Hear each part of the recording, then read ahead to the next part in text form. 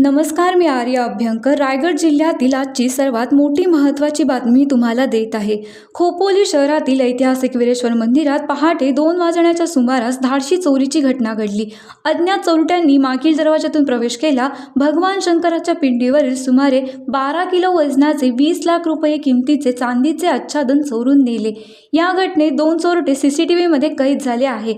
या चोरीची माहिती पोलिसांना कळविण्यात आली. तात्काळ खोपोली पोलीस, श्वान पथक आणि फॉरेन्सिक टीम घटनास्थळी दाखल झाली असून चोरट्यांचा शोध सुरू आहे. या घटनेमुळे खोपोलीत मोठी खळबळ उडाली. माझं नाव सूर्यकांत रामचंद्र कांबळे. मी 2:45 वाजता रात्री उठलो, सामान घेतलं माझं आंघोळीचं. तिथनं आंघोळ बिंघोळ कपडे धुवून आलो. 3:30 वाजल्यापासून आपला पंखा लावून असंच पडलेलो, काही झोपलो नाही. तेवढ्यात ते 2 जण रोज येतात चालू करायला.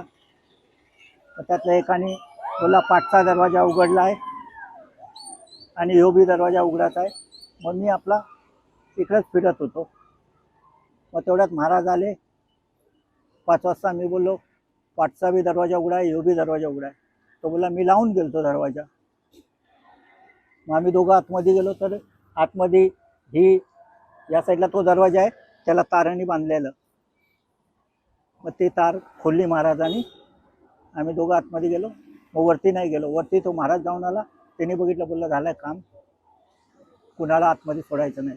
टाइम्स डिजिटलला लाईक करा, शेअर करा, सबस्क्राईब करा आणि बेल आयकॉन दाबायला विसरू नका. Times digital.